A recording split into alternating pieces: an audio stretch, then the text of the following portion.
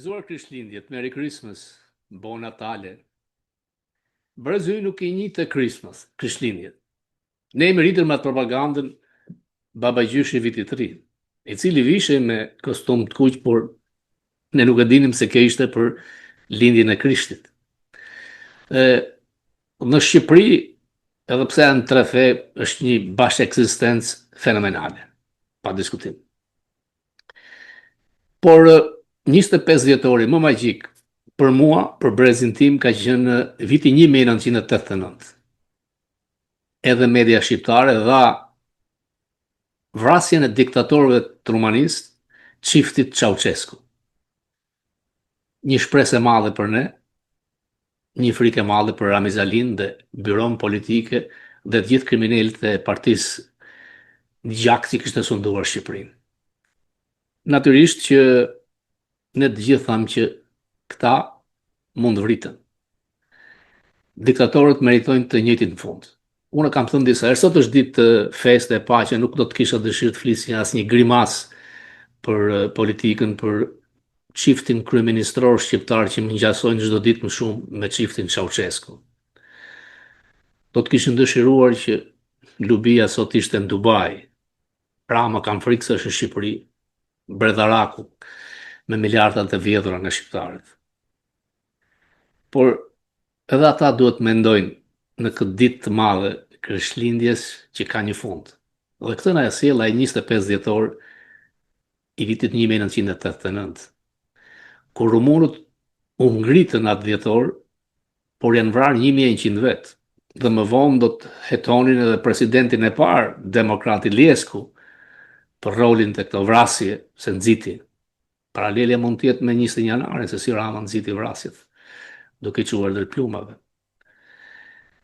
Ka qenë një trajner i madh Costello, rumun me origjinë, i studentit i cili më në fund kishte marrë të drejtën të vizitonte të njerëzit e tij në Rumani dhe ai në Timoshara ka parë nga afër atë revolucion, ato vrasje, dhe kur është kthyer më ka treguar që një javë nuk kemi lvizur të shtrirë nga trotuari.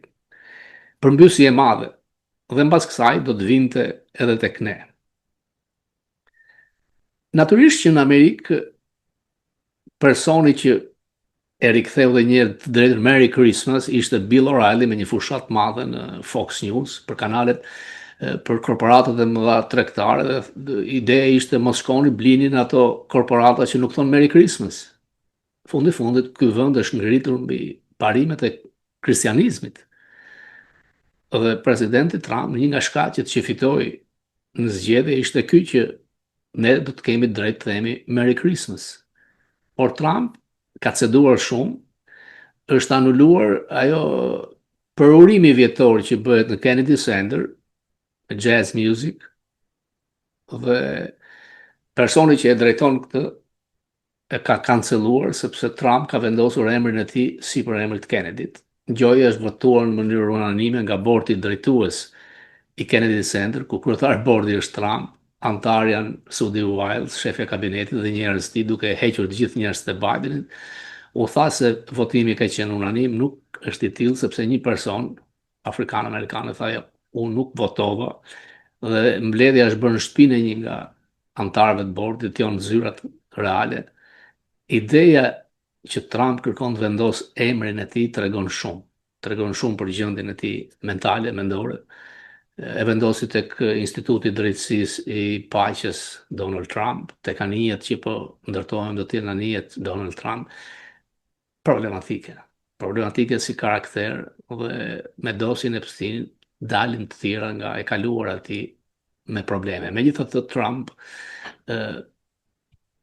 e mban magën të bashkuar, jo 100%, dhe natyrisht që është një person që duhet pranuar ashtu siç është atipik.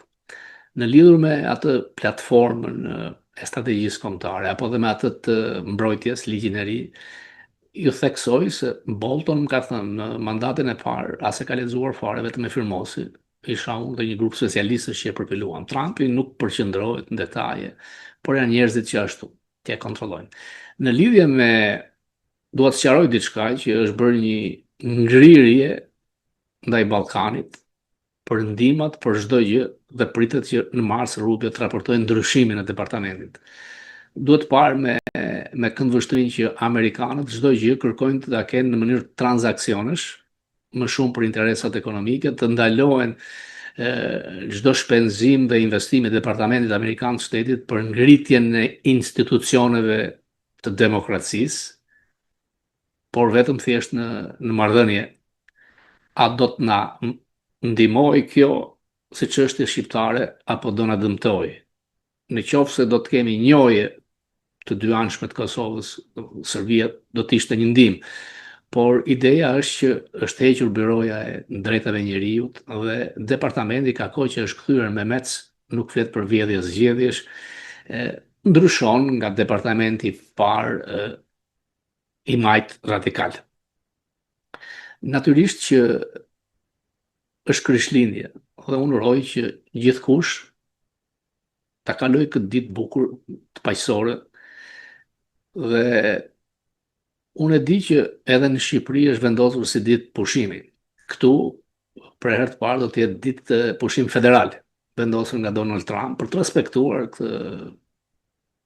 kristianizmin, krishtërimin, por unë e di shumë mirë që në Shqipëri mund të jenë pushim Rama, Lubia, të gjithë kusarët e qeverisë së tij, por SPAK dhe banka dhe byroja kombëtare e time nuk pushon. Nuk pushon, sepse çdo ditë është ngritur niveli i sulmeve të tyre me të drejtë. Dhe në portale të ndryshme shikoj që shpesh nuk e njohin situatën, thotë që po vjen DEA dhe FBI tek SPAK. Zotrinj, ata kanë qenë aty që kur është krijuar SPAK. Ideja që do të ngrihen për Ballkanin për 90 ditë dhe nuk do të ketë më ndihmë për institucionet e demokracisë firmosur nga Trump dhe se Rama mund vinë janar ose mund vinë mars, mund vinë shkurt, për idetë e tij për në Amerikë, se kryeministri është fundi fundit, ka diçka që nuk shkon. SPAK po shkon drejt Surrelit, po shkon drejt Zyrës kur dikur ka ndënjur me Meçev. SPAK-un nuk e kontrollojnë kinest, rust, sërb, grekt. SPAK-u kontrollohet nga Amerika. Dhe ky vend i madh, sferat e pushtetit nuk i ka thjesht në shtëpinë e bardhë tek oborri Donald Trump. Senati, Kongresi, media.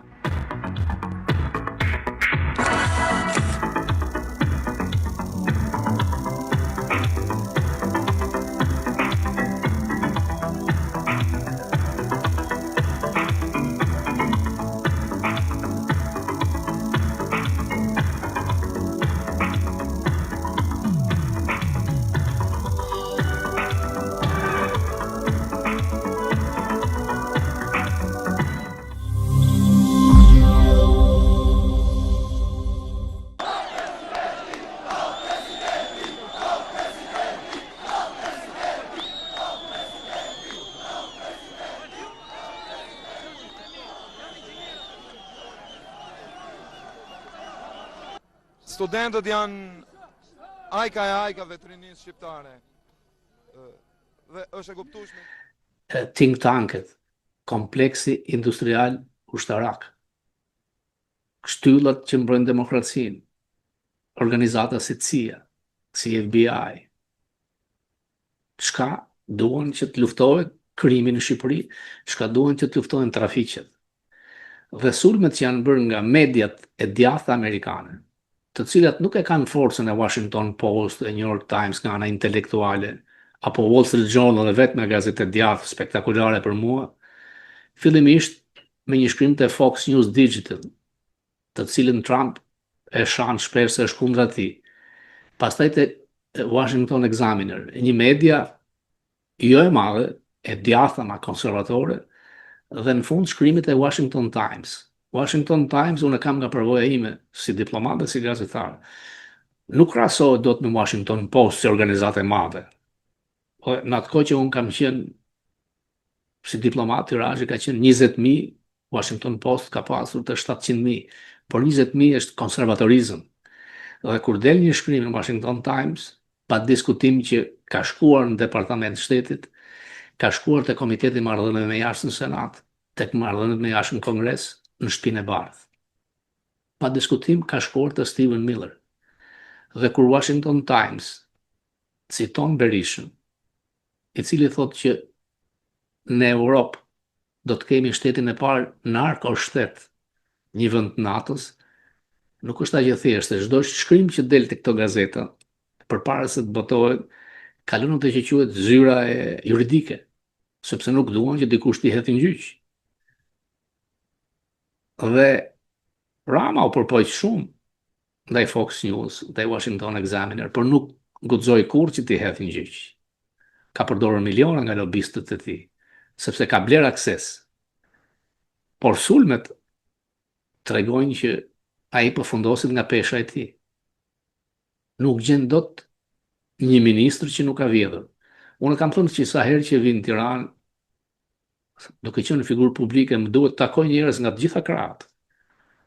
Takova Shalcin, mos gaboj, Braçën, nuk kam komplekse, por unë ndruaj kur takoj një zyrtar shqiptar. T'ja jap dorën apo jo? Sepse janë të korruptuar, kanë vjedhur nga lotët e nënave, kanë vjedhur nga gjaku i punëtorëve, nga djersë, nga ardhmë e fëmijëve. Nuk ka gjë më të keqe se një zyrtar që hiqet si figurë e madhe që është vjedhës. Dhe nuk është korrupsion, korrupsioni është eufemi. Ata janë hajdut kusar, hajdut xhepash. Niveli më i ulët e një qenie njerëzore. Dhe dikujt i vjen çudi që kur dikush tjetër thotë parti që ka duart në gjak, po, jeni vazhdues partisë Enver Hoxhës, nuk ka ndryshuar asgjë. Shikoni mbi emrat e kopolis tuaj. Shikoni mbi emrat e gjykatën kushtetuese. Deri në SPAK. Dhe ka drejt. Edhe Berisha kur thonë që njerëzit kanë ikur, është e vështirë. Kanë ikur mbi 1 milion vetë. Sa të vazhdoj. Ky është krimi më i madh i Ramës. Nuk ka zot ta shpëtoj. Ore mund të kesh bler kushtin, mund të blesh edhe këtë duash ti. Sepse faktet janë ndryshe, shiko SPAK. Natyrisht që në ditë të Krishtlindjes çdo njeri kërkon të festojë, por unë nuk e di se si një shumicë e madhe arrin që t'ju ofrojnë fëmijëve të tyre një javë festive. Kur kanë vështirësi të paguajnë energjinë për mbrojtje, kur kanë vështirësi të blejnë atë gjelën e detit që nuk e di ka shkuar mbi $100, dhe nuk e di se si ndjehen. Para fëmijëve të tyre që në klasë mund të kenë fëmijë që prindërit i kanë dogan dhe vinë me ora $2,000, $2,000. Dhe shkojnë janë në Dubai për këto festime, se i ati është hajdut, kusar. Të gjithë ministrat nuk kanë fëmijë në shkolla publike. Si e ndjen veten ai fshatar, prodhimet është i detyruar të flak. Si e ndjen veten ai mësues gjimnazi, të cilët i është marrë në përkëmbë dinjiteti dhe ndihet keq. Inxhinieri, ata të rinj që kanë një diplomë por punojnë si kamarirë. Pra, në çast e festash ndihet më keq njeriu i drejtë, i ndershëm, shumica. E ndërkohë në luksin e përbindshëm të figurave të zbrasta si Balluku and Company, njeriu shikon realitetin ashtu siç është. Kanë qenë fizikisht idiotesk, obez, dhe me operacione miliona $, tani janë bërë si sex symbol. Personazhe detyra. Natyrisht, të ardhurat të mbështetura nga Athina, nga Beogradi. Dhe ndaj thash që Krishtlindjet janë çast paqe, festimi, por po të kthehem në atë 25 dhjetor të vitit 1989, përse rumunët zgjodhen si simbol të ekzekutimit të keqes pikërisht këtë datë të lindjes Krishtit, simbol. Rumania ka qenë vendi me sekuritaten, me sigurimin më të egër, mbas të krahasuar me ne, në çdo 4 vete njëri ishte i sekuritates, dhe Ceaușescu vetëm 21 vjet kishte, çifti Ceaușescu. Çifti kryeministror shqiptar që ngjason çdo ditë më shumë me Ceaușescu, kam shumë se 21 vjet. Rama ka që 97. Dhe fundit, Rumania asaj kohe ndryshonte shumë sepse të paktën nuk kishin të izoluar, dilnin, kishin lidhje me Amerikën, por vinte një çast që shpërthimi do të vinte.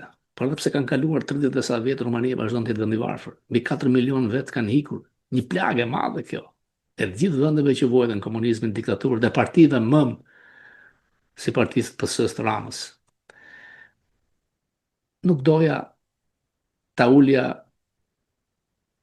dhe të flisnim sot me egërsi, është një ditë feste, por, si që o thasht, një ditë feste është për një vend normal, për njerëz që ju lejohen të jenë dinjitoz, me dinjitet.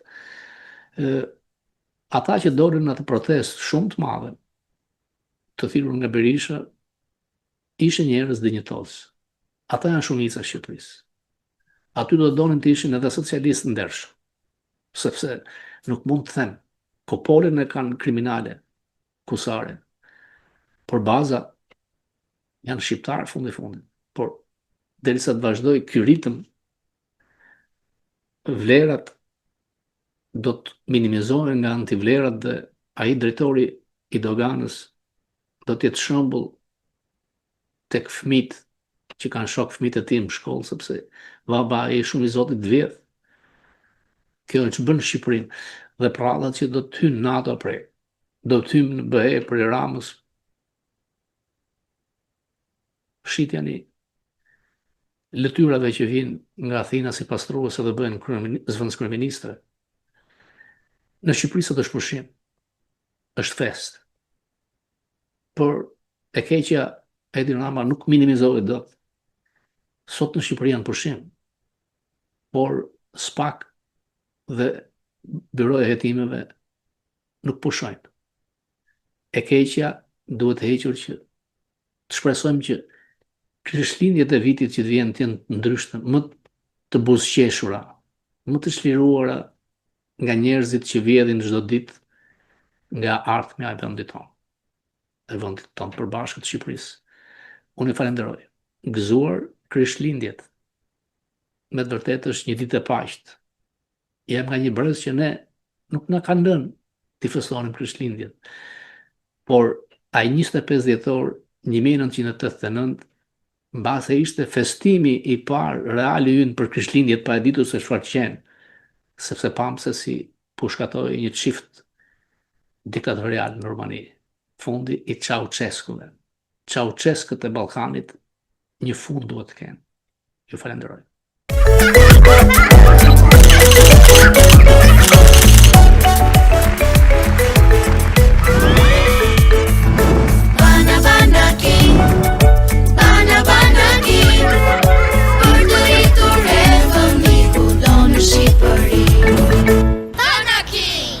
Kudo në Shqipëri.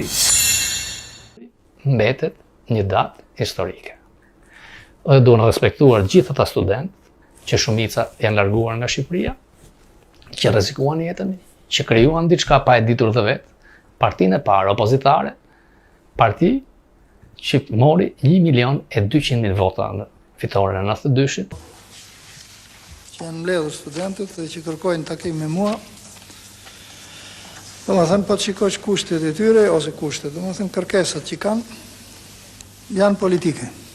Kërkojmë fajtorët të cilën dhanë urdhër të përdoret dhuna mbi studentët. Kërkojmë që ata të gjykohen para qytetit studenti.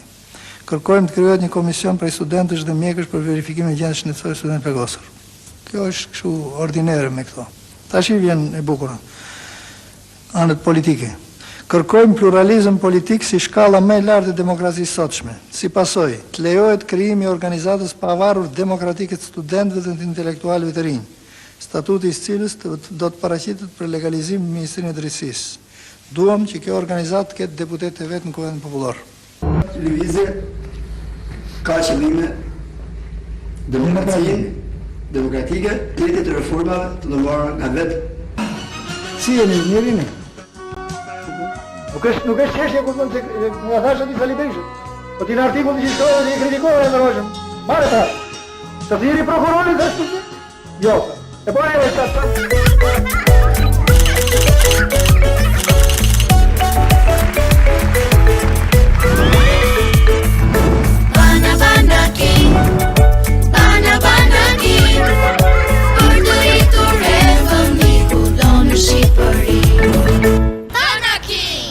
Kudo në Shqipëri.